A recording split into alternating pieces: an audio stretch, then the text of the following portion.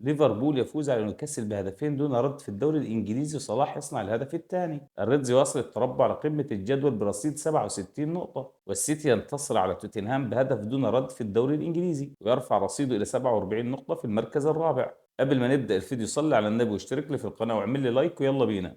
نادي ليفربول هذا الموسم في عهد أرني سلوت حقق 67 نقطة، فاز في 20 مباراة وتعادل في 7 وخسر واحدة ومتصدر الدوري الإنجليزي، بقي الفارق 13 نقطة عن أقرب منافس ليه، تأهل إلى ثمن النهائي في دوري أبطال أوروبا وتأهل إلى نهائي كأس الرابطة، معاه لاعب أسطوري لم يتكرر وهو محمد صلاح، أكتر من ساهم في تاريخ البريمير ليج مع نادي واحد 265 مساهمة، فارق بسيط ويوصل لروني اللي عنده 276 مساهمة. محمد صلاح أفضل لاعب يمرر كرات بوش رجله في تاريخ كرة القدم، فاضل له 5 أسيست ليصبح صلاح أكثر لاعب يصنع أهداف في موسم واحد في تاريخ البريمير ليج. صلاح إن لم يسجل يصنع. ليفربول يفوز على نيوكاسل بثنائية أسيست من الأجنحة وأهداف من خط الوسط، يعتبر الدوري انتهى لصالح ليفربول، أنت بتتكلم على فارق 13 نقطة. طبعا الأرسنال ليه مباراة مؤجلة، حتى لو فاز فيها هيبقى الفارق 10 نقط ولسه فاضل 10 جولات على الدوري، ولو انت بتتابع الارسنال في اخر 4 مباريات هتلاقيه مش هيرجع ينافس على الدوري. الدوري العشرين يقترب الى ليفربول، لويس دياز وسوبوسلاي عمل مباراة حلوة جدا، والشوط الثاني عبارة عن صلاح ما كانتش ماشية معاه النهارده، بس صلاح وصل لليفل مش طبيعي ومع ذلك ساهم بالهدف الثاني.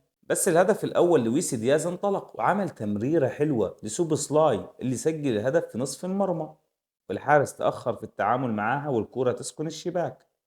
سوبوسلاي بجد النهارده يتحسد، عمل مباراة يا جماعة حكاية. ماك ليستر يعتبر أحسن خط وسط، ينطلق ويمرر كورة حلوة لصلاح، وصلاح طبعا خلاص الكورة لما بتكون في رجله بتكون هدف أو أسيست، بيلم اللاعب رايح جاي عشان يلم الدفاع عليه، وماك ليستر يكون لوحده ويبصيله صلاح ويسجل الهدف الثاني. بص يا جماعة النهارده أنا بقول صلاح أحسن لاعب في العالم، ينطلق وبوش رجله الكورة اللي بيعملها صلاح أجمل ما يكون، ويضيعها أرنولد زي ما أنتم شايفين. واليسون بيكر اليوم تألق، والدفاع النهارده كان حلو، ما ننساش فان دايك وكوناتي وريان. لعيبه ليفربول النهارده كلهم عملوا مباراه ممتازه، حتى سلوت النهارده في التغييرات كان موفق. الدوري كده ان شاء الله بينادي على ليفربول. بص الكره الثانيه الاجمل تمريره تاخدها من الكينج محمد صلاح، اي لاعب يتمنى يكون جنبه في المباراه لانه بيدي هدايا مفيش كلام. بص عملها ازاي بوش رجله. خلاص يا جماعه صلاح بيجي اسطوري، بيلعب الكوره بكل سلاسه وكل كوره في رجله بتكون مصدر خطوره، اي منافس بيحترم ليفربول من اجل صلاح. عمل الكوره بوش رجله وضيعها لويس دياز. صلاح يا جماعه لا يقارن باحد، صلاح افضل لاعب في العالم. صلاح ياخد دوري ابطال اوروبا والدوري الانجليزي